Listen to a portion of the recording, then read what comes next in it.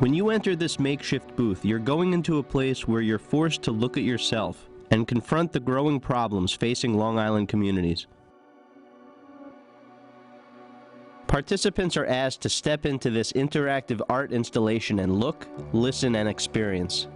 The idea really is to create an experience that is visceral, that when you're standing there, your stomach should hurt, and you should walk out of there feeling like you've just been brought down the path to hell with that person together. Like how it said on the wall, you dig a hole so deep that you feel like you're nothing. It's hard to get out. Some people don't.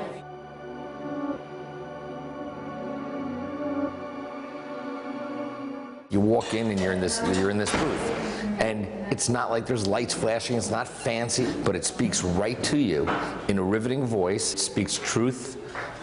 There's no fluff. It's just straight up from the text on the walls inside to the story that it tells. It's riveting, and it's just honest truth, and it's, I think, what a lot of people want to turn a blind eye to, because they want to pretend, no, it's not me, it's not my kid, it's not my neighbor's kids or friends' kids, and I think there's a lot of people who need to step into that booth. Long Island doesn't like to admit that we have a problem.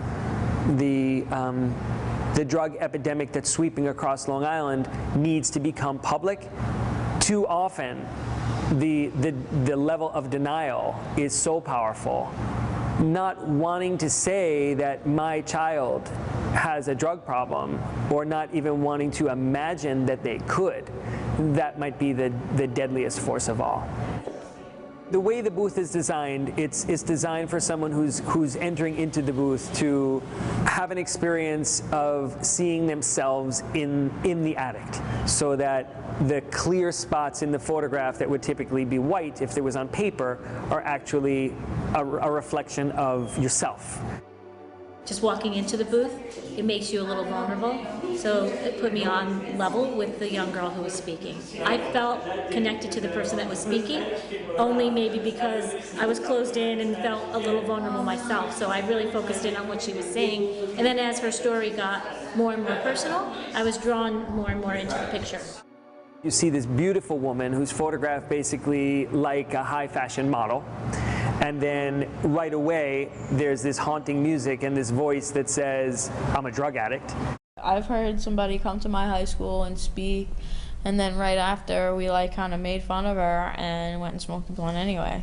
Like, that's not gonna be me. I'm not gonna be that loser. And I turned out to be that so-called loser. Screw the world, I'm getting high. I started getting high again while I was pregnant, and I always said, like, how could somebody use while they're pregnant? That's disgusting. Why would somebody do that? I had no money, no job, got fired from my job, stopped going to school. My mother was sick with cancer. I found myself at the hospital when they pulled the plug, and everybody was crying, and I kind of had to, like, force myself to cry. And I made one promise to her, and that was to get clean and get my life back. Just to give you an idea of some of the feedback that we got from the kids after they went through the booth. These are just some fragments of quotes that came back from the kids. When you're in there, you're a part of her world. You're trapped like she is. In a single moment, your life can vanish. What if this happens to me? She doesn't look like someone who'd ever do heroin. It can happen to you too. She's normal, just like us. It's scary to think about that. Everyone tells themselves it'll never happen to me, but she gets across the point that it could. Push Pause returns with more on the Just Like Me project. Just Like Me is a multimedia project with real names and real stories on the struggles of addiction, the tool for self-discovery and hope. There's a real need to find effective solutions to the teen drug epidemic on Long Island. How do I know I'm gonna be an addict? I don't know. You don't know. Because you're encountering someone through media in the booth, it's relatively quick for a teen to subconsciously lump that girl into a fictitious character because she's being delivered through media. Bridget Ingram is a recovering addict. What I hope that they can take out of it is the fact that maybe they don't have to get as low as I got. Maybe they could see themselves as being an addict, because my whole thing was I'm not an addict. I'm not an addict, I'm not an addict. But really, it started young for me to be an addict. And I just didn't call myself an addict, I just said I was having fun. So I hope that they can realize and see in themselves if it's there, just by hearing what I say. And if it is there, I hope that they can make a change. Go to NA, go to AA, find somebody that you can talk to, because secrecy will take you out. You need to be open. My son recently passed away from an overdose, so it speaks directly to me. It was like listening to him, listening to his voice, if he could turn back time, if he could come back, what he would do differently. He thought also he was going to change the world, and the world changed him. After the one-on-one experience in the booth, the group discussion begins. This is Bridget. Her son's name is Braylon. And so you've all met her once already. The idea of then coming back after that and actually having a conversation with Bridget, with the girl in the booth, as a very unpleasant surprise. Suddenly, there you are. Like something really horrible has to happen. When you're going through the booth, you're alone. It's very sort of you're inward, and it's personal. And then you have the session afterwards, the question and answer with Bridget. And it's so incredibly personal. Although I did suffer repercussions of what I did by losing my son, I had to go through the motions to get him back. And if it wasn't for that, I can't say that I would be where I am today. Naomi reached out to me, told me that her 15-year-old daughter was in an incredible grieving place with her loss of her brother, and Naomi was desperate to be able to find any way that she could help her daughter, any way, just reaching out for help. So the idea came to me to invite Naomi and her daughter, Eve, into a Just Like Me session, mostly so that Eve could understand that she's not alone, and that I think that she could learn that by being part of a group of people who didn't even know her, and she could walk away from the experience knowing that the world is there to support her. And it's not going to be easy to get through it, but maybe she can at least understand that support does exist. Now that I find that it's hard to be in class because it's hard to focus, and it's just, I'm losing my passion and everything, and things that I don't really care about, because I've lost my Karen a lot in this past, how long has it been? 6 months? She had a realization that day, and she was verbalized. She was very articulate. But I just felt like she really let it all hang out on the table, no holds barred. We're on this earth for less than 100 years, and we're wasting our time. And I'm watching all these people around me, and there's so many kids committing suicide, and just, it's awful. To see a 15-year-old girl enter into a session like this as the only young person, and somehow muster the courage to actually not only participate, but I felt like at times Eve was leading that group. I'm so impressed that you could sit here in this group. I don't know my two daughters, I don't know if they could, I have no idea, but it's really hats off and compliments to you, and you need to give yourself a lot more credit than maybe you're giving yourself. Push Pause returns with more on the Just Like Me project. The fastest growing drug in American high schools is heroin. Drug overdoses are now the leading cause of accidental death in the United States. But I didn't have that person there like, oh hey, let's go out today. Oh hey, let's do something, like showing me that love. Like, Just Like Me is an interactive project with people like Bridget Ingram on her story of the struggles of addiction, the tool for self-discovery, and the hope to find effective solutions to the teen drug epidemic on Long Island. Nobody wants to go to an AA meeting. It's the matter of whether you just make an excuse or you get up and go. Because if I'm showing you the picture of my son, alive and vibrant, and then show you a picture of him in a coffin, would that make an impact enough on a young person to say, this is real, it happens? Or do they need their own personal brick wall to hit? they need their own. I've had many people die around me that I cared about. But yes, I feel bad at the moment. But if you're in that addiction, it doesn't, you feel bad and you feel sad, but you don't really feel that. You know you should be feeling it, you know you should be, but it's just not there.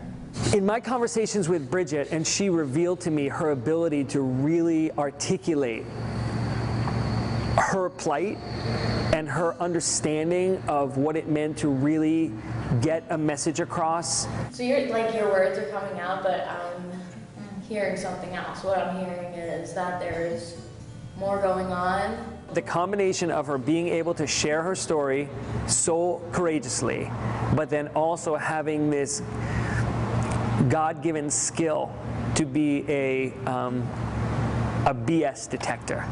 So that when someone is there who is not that far from age, Bridget is 22, 23 years old, when there's a 16 or 17-year-old sitting there and attempting to hide behind their words, Bridget comes in like a laser beam and says, we're not going there. If it's somebody that they could relate to, not a counselor, not a doctor, but someone who's been there, who is there. Today, Bridget is raising her healthy 2-year-old son, Braylon, and living life substance-free. Now, I feel like I'm doing pretty well. I mean, of course, there's the regular struggle of the everyday life that was very not real in my world. Like, everyday life was not normal to me. Like, what was normal to me was making sure I had drugs every day. It wasn't like, oh, my bank account's low, I need to fix it. No, it was like I didn't even have a bank account, so. Nowadays, it's just the normal things that make me feel better. It feels as if many people feel powerless. And along with that powerlessness comes a feeling of, well, what can I do? So let's make sure that we get those people to take care of the problem. The school should be doing more. Our government should be doing more. The media should be doing more. Those people, those groups, they should be doing more. What can you do?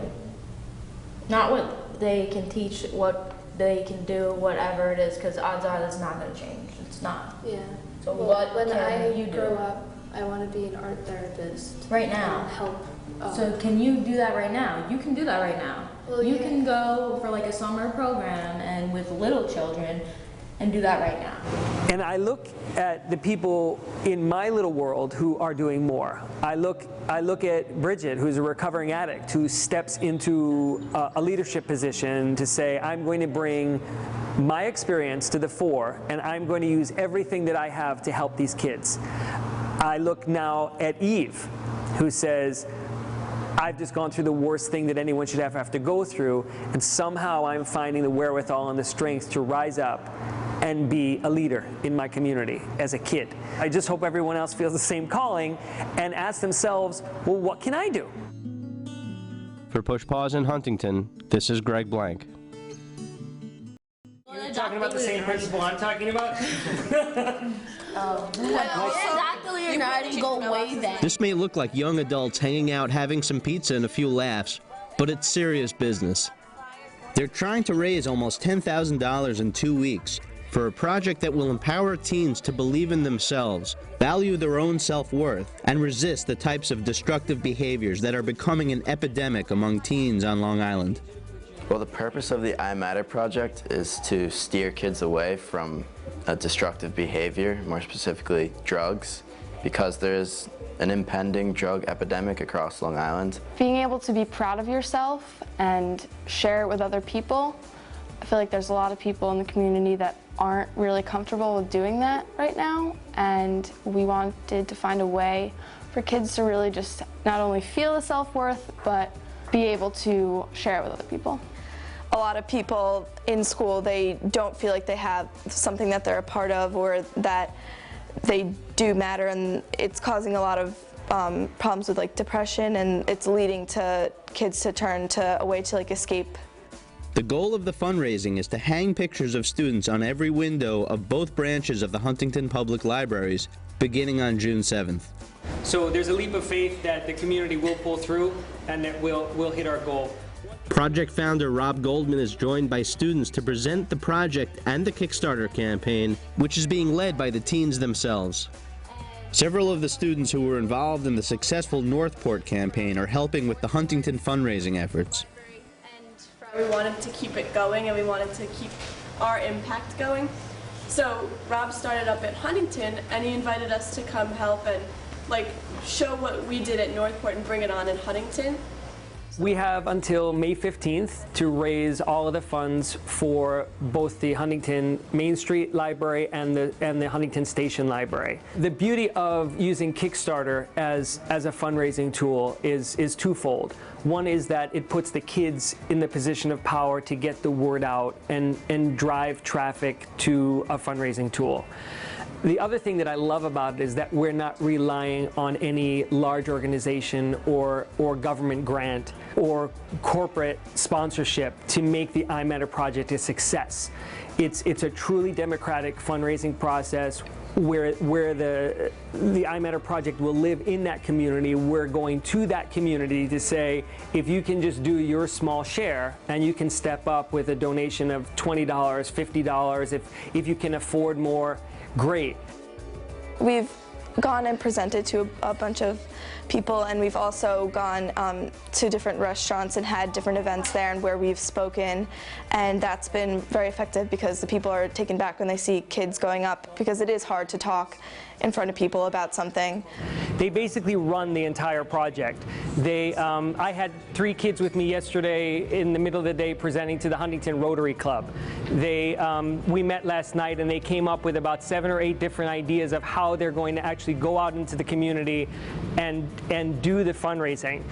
We need to get approval if we're going to be able to do this really fast. I think that's a main reason why a lot of kids do like to be a part of this, is because it's not an adult saying, this is what we're going to do, you need to fundraise for this. It's Rob allowing us to say, well, how do you want to raise money for it? And that's why people are coming back, because the kids feel like they have the power in this project.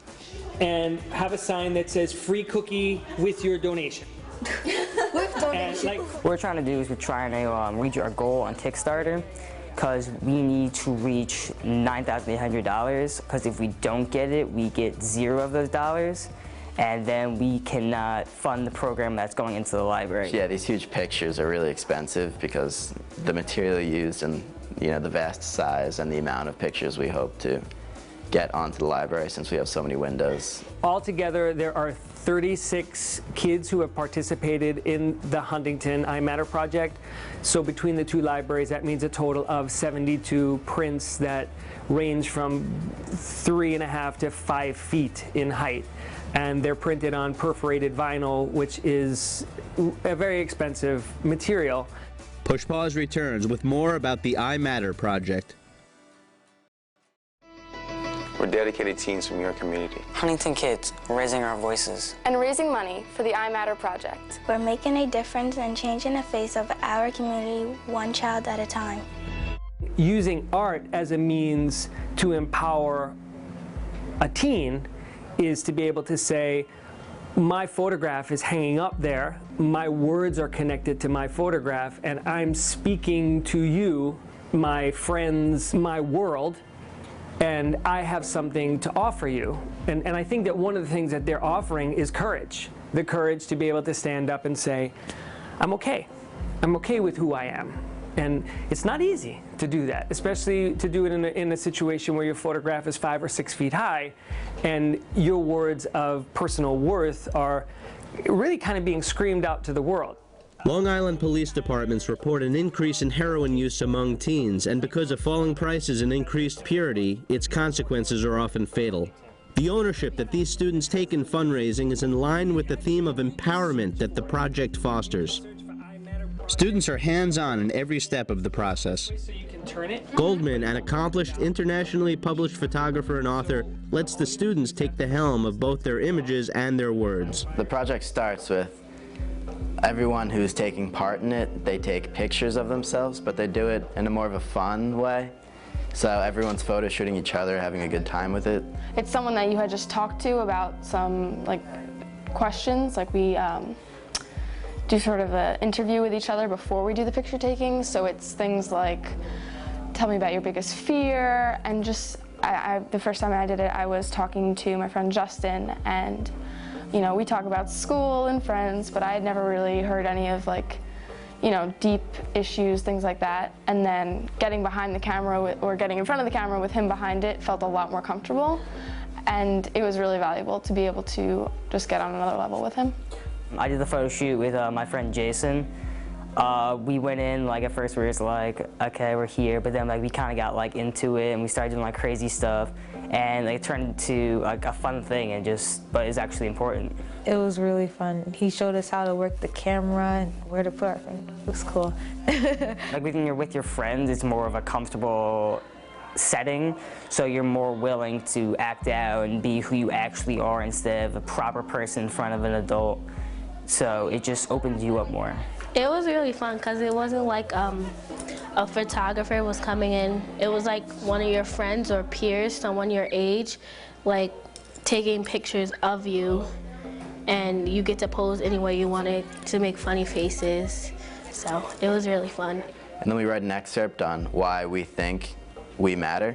You're basically asked, why do you matter? And you have a little bit of time to fill this out about yourself. Once the photographs are taken, then they're given a piece of paper and asked to go off privately and to write down a minimum of 5 sentences that answer a very difficult question, because if I asked you this question, you'd struggle with it too. Why do you matter? It's not easy. And some kids sit there and really cannot even get the first sentence. We actually got one back that said, I don't. The cool part is that Rob actually picks an excerpt from each passage, and he puts that on the pictures, blows it up huge across, the windows of the libraries. A lot of them are I make people laugh, I'm an individual. I believe mine was, I bring light to people's day. Inside those 5 sentences, 100% of the time, there is a little nugget of beautiful poetry that's in there. And my job, at least, as things stay under control and we're one library at a time, one of the positions that I take sole responsibility for is to pull out that statement. I matter because I could change the course of history and the future. And I also put I can change the eyes of